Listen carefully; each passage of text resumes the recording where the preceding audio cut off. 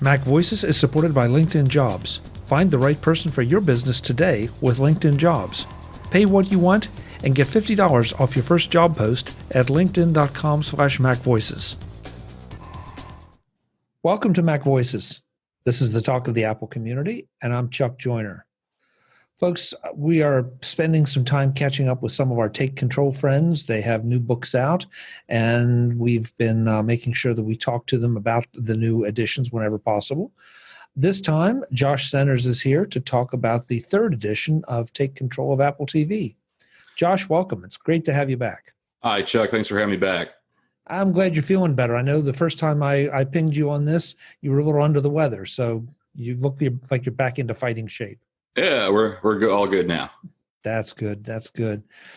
So, Josh, the third edition of Take Control of Apple TV, you cover something that I really wouldn't have thought about, and that is that the question over whether you actually need an Apple TV at this point, as in the Apple TV, the box that sits on top of your TV set.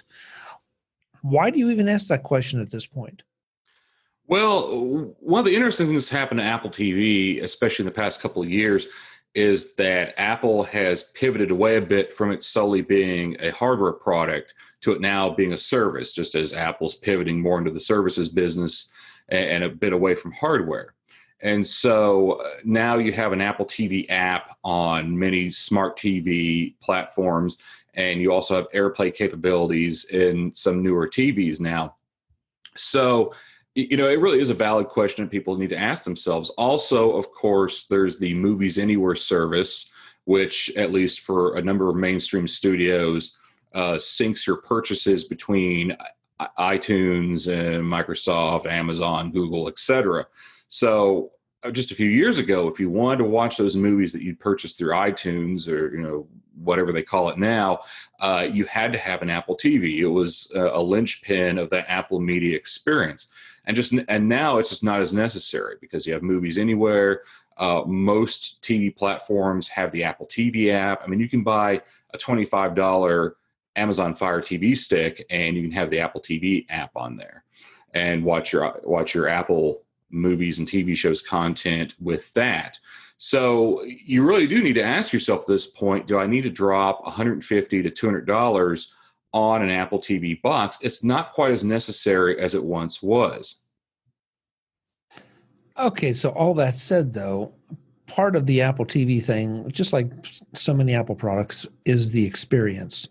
Mm-hmm. So am I getting, understanding that if it's running it if it's an app, it can take over the device that it's running on, but at the end of the day, I still have to get to that app. So am I losing anything, you think, by going the other direction and not having an Apple TV box? There are some advantages. The Apple TV itself has a lot more control. Like, for instance, if you watch a movie through the Apple TV, this is where things get confusing. It's kind of like the HomeKit book where Apple calls everything home. If you watch the Apple TV app on, say, a Roku, you're not going to have as many control options for playback as you do on the Apple TV itself. And there's some new things in tvOS like picture-in-picture in the TV app that isn't available on other platforms. There's also, question of reliability for certain Apple things. AirPlay probably works a little bit better on an Apple TV than on a smart TV. Also, one of the big things I hear from Tidbits readers often is the privacy angle. People trust Apple a lot more with their privacy. And it's a pretty well-known fact at this point that a lot of these smart TVs, say from TCL, Sony, Samsung, LG, not to pick on anyone, it's the entire industry. Part of the reason you can get a 65-inch TV for $400 or less these days is because they track everything you do on the TV, and they sell that information to marketers. And they track everything, your volume level, like how you navigate through the screen. You slap a camera on there and you basically have the telescreens from 1984, right? So that could be a legitimate concern. I know there's a lot of people, they get a smart TV, never connected to the internet, plug their Apple TV into it. And so you might have better privacy that way. Honestly, and I might get some guff from this from the Apple community, but I'm not sure if I do trust Apple more, especially now it's pivoting towards services, because it's going, when you get into the service business, you want data, right? You want a lot of data. And the fact is, unless you see the source code yourself, you don't really know what Apple's collecting and what they're doing. So just being realistic there. But for a lot of people, that is a concern. Also, you have things like Apple Arcade, which you're not going to be able to access from, say, a Roku. And, I'm not sure how popular that is, but if that's something you want to do, you want to play those Apple Arcade games on your Apple TV, you're going to need the Apple TV box. In fact, one of the things that made me a little nervous about releasing this book is that there is a rumor that there is a new, maybe gaming-focused Apple TV 4K on the horizon. And frankly, I think it's needed because if you try to play games now, even on the Apple TV 4K, the things like games like Oceanhorn that tend to be a lot more resource intensive just have a hard time keeping up with the older hardware of the Apple TV 4K. So that's something to keep in mind too. I personally would not recommend an Apple TV as a gaming device, but it's one of those things. A lot of this stuff comes down to just personal preference. I do hear from a lot of people, they just prefer the Apple TV experience. Some people prefer Roku, some people prefer the LG software. A lot of people like the games on Apple Arcade, so maybe they want to play those. So it really comes down to your own tastes and preferences, and I go through a lot of that stuff in the book. Okay. And by the way, if you want to comment on Josh's comments about privacy and security in Apple, you can find him on Twitter. You can find him on Facebook. Leave me out of that one. I want to get nowhere near that discussion. So let's take a step back, and thank you for that because that definitely helps put it in perspective. But Josh, the first time you and I talked about this book with the first edition, the landscape it's hard to believe, but the landscape was a bit different. The streaming services have clearly been a rise of streaming services. I'm finding more and more people that are coming up to me and saying, "Hey, I cut the cord." And my reaction is, because you're a normal person, you're not a geek, and yet you're talking about cutting the cord. They are surprisingly well versed in something like YouTube TV and all the services. The world is different now. And so where does the Apple TV fit into this new world? Oh, that's a good question. And frankly, I don't even think Apple quite knows because Apple seems to be hedging their bets between streaming services and, releasing the app and third-party products and, even the Apple TV box itself. And I think we're at a point, when I released the first edition all the way back in 2014, one of the reasons I said you should get an Apple TV is because smart TV software sucks. And back then it really did. Unless you spent, and even then, if you spent like $2,000 on a TV, you might get a better experience. But overall, they put really anemic processors in these things, that bloated software just wasn't a good experience. Now you can run out to Walmart today. Right now at this very moment, you can plop down $500 on the counter and buy yourself a TCL, probably a 65-inch 4K HDR, includes the Roku software, which is very mature, very well optimized, and you're gonna have a pretty good experience. And not only that, but chances are some of your favorite streaming services will be right there on the remote. I think Apple's had to realize that selling a $150 to $200 box is a tough sell these days because a lot of people have what they want straight out of the box. I remember reading a study, it was probably 20 years ago at this point, but it was talking about how just the lone TV was a thing of the past because almost everyone had a VCR attached to it or a video game console or a DVD player or a cable box.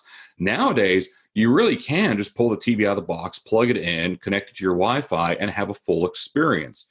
If you subscribe to a service like AT&T TV or YouTube TV or something like that, you may not need an external box for anything, especially if you're not a gamer.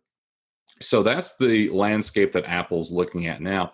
And there's also been, I think a lot of changes in the way people consume media. I get the general impression, people don't buy a lot of discs these days. Like one of the things I was concerned with back in 2014 was, how to rip your DVDs and Blu-rays. And, the first couple of editions of the Apple TV book, I spent a tremendous amount of space on that. And that stuff's not easy to test because it takes, even nowadays, it's almost an overnight process to rip a Blu-ray. It can be done, but it's not the most pleasant thing in the world. So I de-emphasize that a lot in this edition to focus more on things that people might want to do now, because the reality is the people who wanted to rip their disc collections have probably done so, or and if they're still buying discs, they know how to do that stuff. And there are honestly better resources for learning that stuff than what I can provide. Like, for instance, Don Melton, the man widely credited with Safari, has a GitHub page where he gives tremendous detail on how to rip your DVDs and Blu-rays and get the maximum quality out of them for Apple devices. I can't beat a retired Apple engineer, at that game. So, I'll go off to him. He knows this stuff way better than I'll ever understand it. So there have been a lot of changes. The first Apple TV was very much built for, you have a Mac in your office, you stream things from your Mac in your office to your living room. And then the second Apple TV was the little hockey puck. And at the time, it was a revolutionary product, because it was this crazy idea that you're going to get most of your stuff off the internet. You're going to stream it from Apple servers or Netflix. Back in 2010, 2011, that was realistically what you're probably going to do, right? And then, the third Apple TV is kind of the same way. And then the fourth Apple TV, of course, enters the App Store. Same paradigm, though, right? The same paradigm. You're going to stream your stuff mostly from the cloud and not from a computer. And now we're reaching the point where, all the smarts are built in the TV. You may not need the box at all. The box itself is kind of a niche product. No thanks to Apple's incredibly high price tag for it. But, that's probably another topic. Yeah, and you're right. And I guess this is something we talked about pre-show here. Some of those things are included in the parts that you ripped out of the book. So this book, what did you say? You lost, 80 pages? Yeah. Which, and sometimes less is more. And I'm glad you explained that, because, some people would hear that and say, well, he's just loafing or didn't want to update it. But really, you're right. It's not as relevant as it was, because we've all changed our viewing habits. Yeah, and it was scary cutting that much out of the book. I've never done anything like that before, and I maintain our iOS book, home automation book, I maintain the preview book with Adam, I maintain the notes book. I've never cut much of anything out of a book unless I was going to replace it with new stuff. So, but there are a few reasons I felt for doing that. And it's something I'd wanted to do for a long time, because especially when the fourth Apple TV came out in 2015 or so. I'm like, man, this book really needs a big overhaul. I need to really rethink it. But I was afraid to at the time, because it looked different. It had an app store, but it wasn't that fundamentally different than the third generation Apple TV. But now with Apple, there might even be an Apple TV in a year for all I know. So I'm like, well, now is the time to rethink this title. And so this book, you're getting less for your money, but the reality is I've rewritten almost the whole book. There's very little, if you've been reading this book since the first edition, there's probably not a ton there's still some, but there's not going to be a ton of stuff you're going to recognize from the older editions. I really rethought a lot of things. Like, for instance, when I wrote the second edition, there's a big emphasis on the Siri Remote. And I still cover the Siri Remote thoroughly, but I feel nowadays the smarter way, and the way Apple probably really wants you to control the Apple TV, is with the Control Center widget. And so that's front and center, and that takes a lot more space up than the Siri Remote. So there's a lot of ways the Apple TV has changed in the span of time. And so far, the reception of the book's been excellent. We've seen excellent sales. I've heard nothing but compliments, no complaints. And I think it also helps the reader in that, before we had this big, thick, they're digital, they're not really thick, but, very long 200-page book that might have been a little overwhelming, had a lot of stuff that I felt was just needless repetition, or stuff that was, quite frankly, reflecting after a few years, this is just filler. And, it's really streamlined so where, you don't have a ton of stuff to dig through. You could read the book in from cover to cover in a couple of hours some afternoon, and, go on back to enjoying your Apple TV, because I don't want to waste your time. And let's be honest, if you're buying a book about watching TV, you probably don't want to spend all your time reading, right? Yeah, I think the nothing but compliments may come to an end after your comments about the privacy, but that's another discussion. So it's something I haven't said before. So Yeah, yeah. I'm curious. So, why do you feel that you think Apple wants us to control through the Apple TV widget, as opposed to the Siri remote? well, because iPhones cost a lot more than Siri remotes. Well, But okay. well, I mean, here's the reality: the Siri remote's terrible. I know a few people who like it. I've heard from. I'm sure now I'll probably hear from all the people who like it. But I've heard from some people who like it. But by and large, people hate the thing. It's hard to use. It's very touchy. Apple tried to make something that would work well as a remote control and also work well as a game controller, and I think they failed. I don't think anyone can do what they were trying to pull off. They made a valiant effort. In fact, was it in Switzerland or Sweden? There was a cable provider that was going to name of the company is called Salt. They were going to distribute the Apple TV as an alternative cable box and just stream their service over the internet, but they insisted on making their own remote because everyone hated the Siri remote so much that they had to make their own traditional style cable remote that would work with the Apple TV. But to get back to your original question about why to use the widget, because I think it's just a better way to do that. And it's something Apple's emphasized more over the years. And, just looking at it now, for instance, if I tap the remote icon in Control Center, first of all, I can control multiple Apple TVs from anywhere in the house. Also from Control Center. And this is one of the cool things about AirPlay 2. AirPlay 2 is sort of a complex technology that I cover quite a bit in the book. That was something that needed a lot of overhauling. But, for instance, I have these little bubbles on here. One for my HomePod. I have one for each Apple TV. I have one for the iPhone. And with a tap, I can see what's playing on that device in my house, whether my HomePod or on my Apple TVs, and I can control the media that way. And there's also, of course, a little shortcut to the Apple TV remote. So it's really just a much better control scheme. And one of the problems, and this is just me speaking personally, but we've had a really hard time keeping track of dadgum TV remotes in my house. We have a 1-year-old and a 6-year-old, and they lose remotes constantly to the point we don't even have any remotes anymore. I bought a Vizio soundbar that has HDMI CEC, so I can control it through an app, and also that works with the Apple TV widget. You can use the volume buttons. If you have an HDMI CEC soundbar, you can use the volume buttons, and it'll send a signal to the Apple TV that sends a signal to the TV that sends a signal to the soundbar.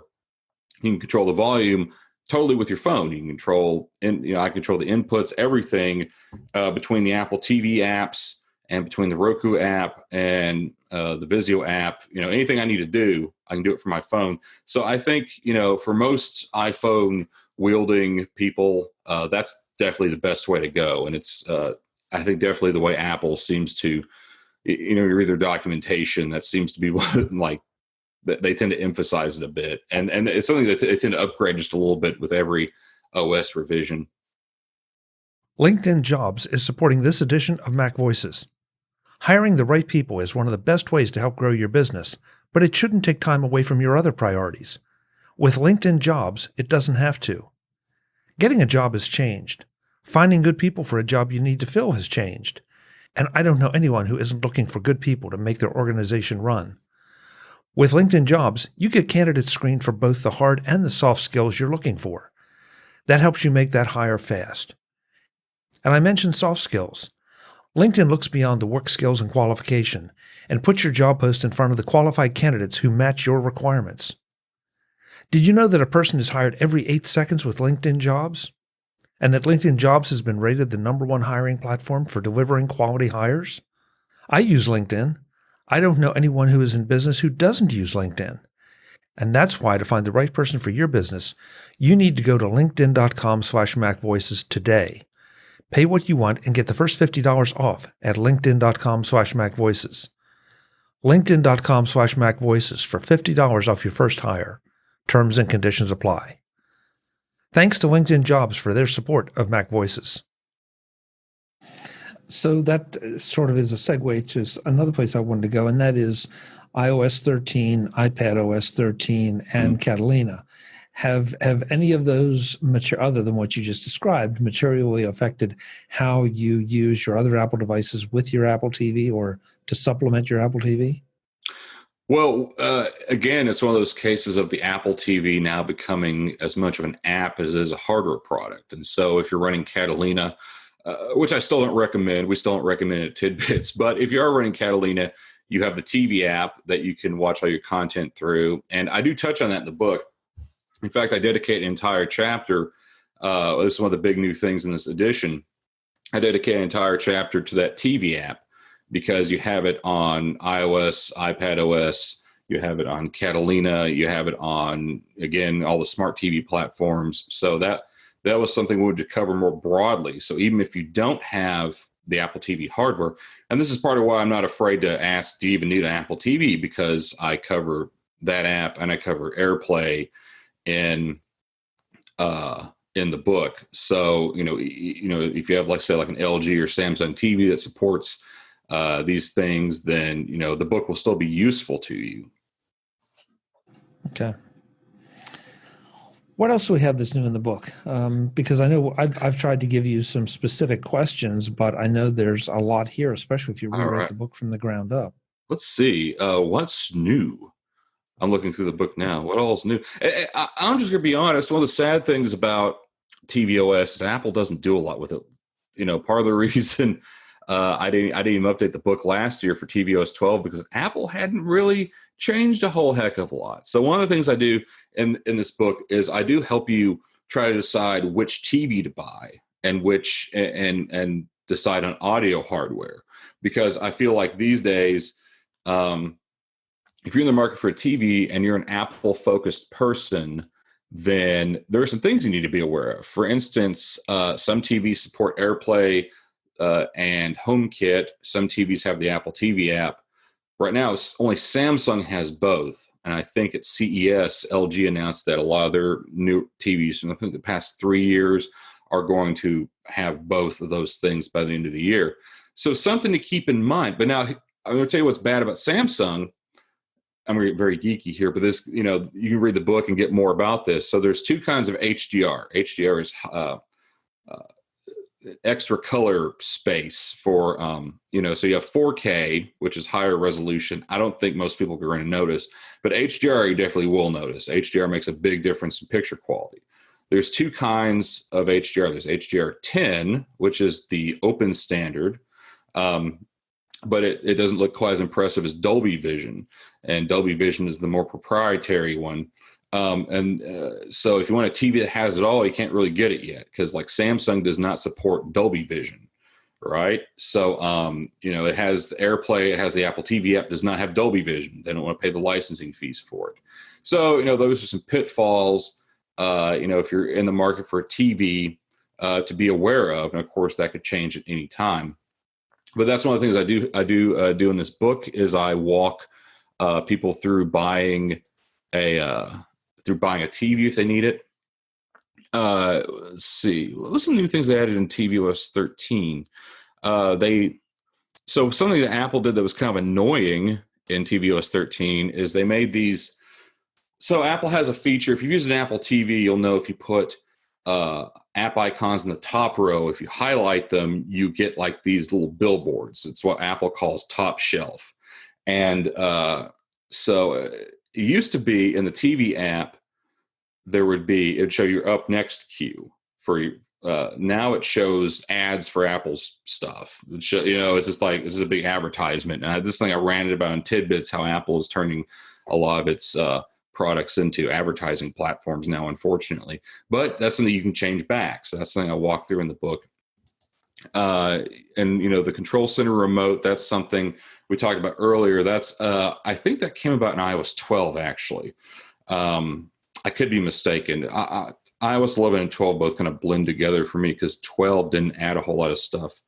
Of course, the aerial screensavers. I dedicate a lot of the book to the screensavers in the app because that's something that Apple puts a lot of emphasis on. Let's see. Oh, there's a neat karaoke feature in Apple Music. I still have chapters dedicated to Apple Music and the podcast app. And one of the things that Apple Music can do now is it shows you synced lyrics in real time. So if you want to have a spontaneous karaoke session, all you have to do is play a song, and it's just right there on the screen. So that, that's kind of neat.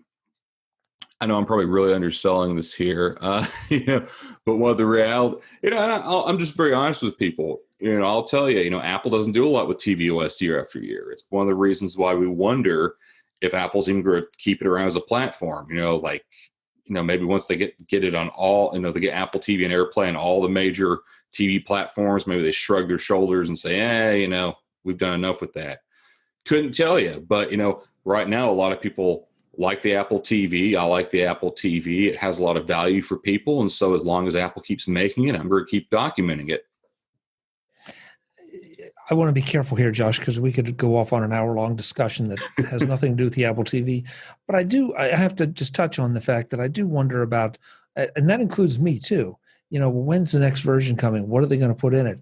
And at some point, do you really need, something else that maybe it isn't responsive to the landscape around you? I mean, certainly the Apple TV is not perfect, nor is the Apple TV interface or Apple or tvOS.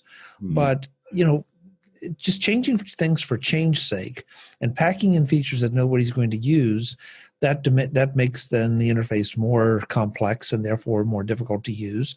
And then there's in this never-ending spiral that ends somewhere with Microsoft and Adobe. And so I don't know that it's necessarily a bad thing that they're not making all these changes to tvOS. No, I agree with that. And in fact, I always hear from people who still run their second, third generation Apple TVs. And I'll tell you what's really funny is for the longest time, for years after the fourth generation came out, I get emails at least once a week. Are you going to write anything about, you're going to include that in your book, the third generation, second generation Apple TV? I'll say, well, you can go to the first edition. Like at the Apple, and I used to tell people, look, get over it. Apple's never updating it. And then you know what Apple did? They updated it.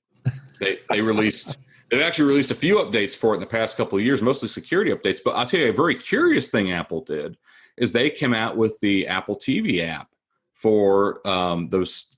I don't know if it runs on the second generation Apple TV. I know it runs on the third generation Apple TV, and it's very similar to the experience again the other platforms. So that indicates to me that there are enough people out there still running these old Apple TVs that Apple felt it was worth the effort to port that app. I mean, those apps are really just kind of, glorified web pages, but Apple felt, it was appropriate to, and worth the resources to port that app to those boxes so they could get that sweet service revenue from those users. So I find that interesting. And I'll tell you what, in a lot of ways, I do prefer that old Apple TV. It's a simple black background, easy on the eyes. There was no other things that drives me nuts with the Apple TV now is they try to make this clever thing where you put your finger over the touchpad and the icons will just rotate and glisten just a little bit before you move them, but it makes it feel a lot less responsive than the old Apple TV just had plain old just tiles or icons on the screen. You just click through them and it felt very fast and responsive. More so, if you use the third generation Apple TV, and here's me being really honest right now, if you use the third generation Apple TV and then switch to the fourth generation, I guess what they call the Apple TV HD now, the Apple TV 4K, it's like swimming in syrup, it feels like. So, I definitely understand why people prefer the old Apple TV. And, if I were going to improve tvOS in a significant way, I would try to make the whole operating system a lot more responsive. That's one of the things that annoys me about it. It feels very floaty. It feels very syrupy, for lack of a better word. I would cut all the advertising crap. I've seen where people on Twitter have redesigned the Apple TV app, so it's just purely focused on the stuff you want to watch, and it's not trying to sell you a bunch of stuff. I would totally want to do that in a heartbeat. It just make it look, you're spending $150 to $200 on this thing. It shouldn't be an advertising platform. You're buying the most expensive streaming device pure streaming device on the market. I'm not comparing it to like a PlayStation 4 or an Xbox, although they're very similar in price these days if you shop around. So, you should get a premium responsive experience. And another thing that annoys me, I do cover this in the book up front. This may make the book the price of admission alone. By the way, it's $14.99 new. It's only a $5 upgrade if you have the old edition. And of course, if you prefer the old edition for some reason, that's still around. You can still download it. And I insist on that. I insist on two things: a low upgrade price, and having the old editions around in case people did not like this one. But so far, they seem to. But one of the things that really annoys me is the way Apple handles HDR. So here's something totally counterintuitive. If you have an HDR TV and you want to watch HDR content on your Apple TV, you go into the settings for video. Do not turn on HDR. You're making a mistake by doing so, because what's going to happen is it turns on HDR for everything, including the user interface, including any video games you play, including like no matter whether it supports HDR or not. It just HDR is everything. This does two things. It makes everything look really overly bright, and it makes everything kind of slow. It makes because it takes a lot more resources to process HDR. And so what you want to do instead, turn HDR off, and you turn on match dynamic range, and you turn on match frame rate. And what's going to happen is HDR will be off until you watch a movie that's in 4K HDR. And then it's going to show you that movie in the preferred color spectrum, if your TV can support it and your HDMI cable can support it. And it also will show it in the preferred frame rate. So your movies are going to look a lot more natural. Now, this is one thing I'm going to say very positive about the Apple TV, and something to consider if you're thinking about one. Is I feel, especially if you get the right cable, which I talk about in the book, and you have a TV that supports all the nice features, I do think you get much better picture quality out of the Apple TV. And the Apple TV also supports things like Dolby Atmos. So if you have a high-end soundbar, surround sound system, Dolby Atmos, the big thing it does is it makes it sound like there's sound coming from above you as well as just behind you.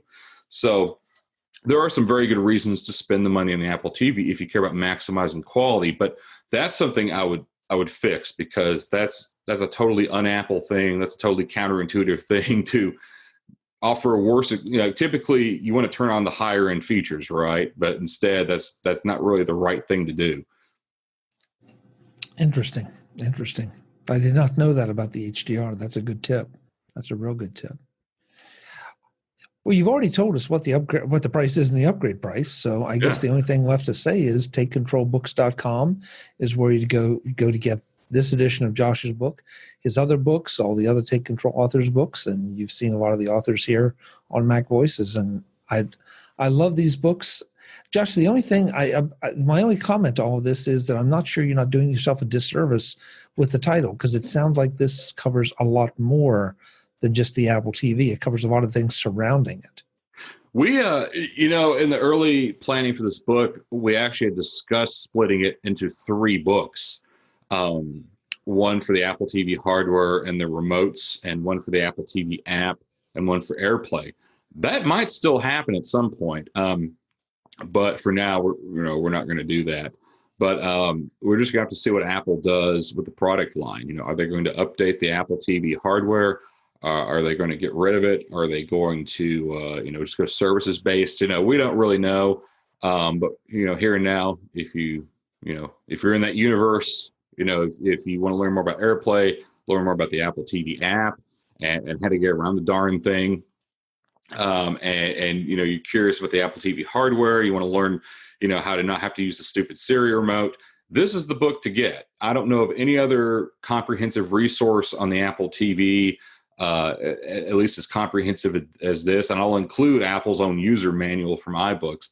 I read that in the preparation of this, and not to toot my own horn, but I try to be a lot more thorough than they are. So, and again, if you own one of the older editions of the book, it's only $5 to update to this one and get the new info. So I think it's very much worth, whatever a tall latte at Starbucks is now. It's probably about more than $5, huh? Yeah, isn't that the truth? Yeah, well, but again, think back to folks to everything Josh talked about. He talked about the TVs you should buy, and using the Apple TV app on other platforms or other ways to get into it. So, yeah, I think this sounds like a great addition, Josh, and I know I'm looking forward to digging through it a little bit because I didn't realize some of this stuff was in there. So now I'll go and learn. I want to make sure the folks do know how to, as much as we were joking about it, I want to make sure they know how to get in touch with you. What are the best social media presences to contact you on? Okay, well, you can, if you need to email me, you can reach me, josh@tidbits.com. You can read my latest articles at Tidbits, that's tidbits.com, where I'm the managing editor. You can follow me on Twitter at jcenters, JCENTERS. And I'm probably on some other stuff, but probably not worth your time. So that's the best ways to get a hold of me. Great. Well, hey, it's good to have you back. Thanks so much. Thanks for the book and thanks for the time. And we'll do it again. All right. Thanks for having me, Chuck. All right. Take care. Folks, I'm Chuck Joyner. This is MacVoices. Go and check this out. Josh taught me a few things here. I'm sure there are other tidbits in that book that will help both of us get more out of our Apple TV. Until the next time, and as always, thanks for watching.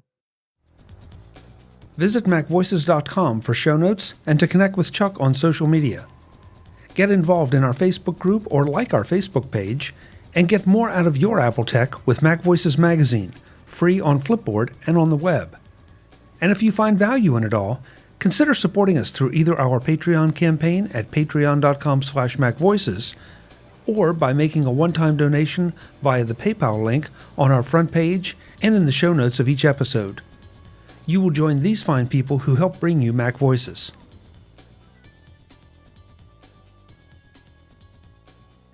Advertising handled by Backbeat Media at backbeatmedia.com. Bandwidth provided by CacheFly at cachefly.com.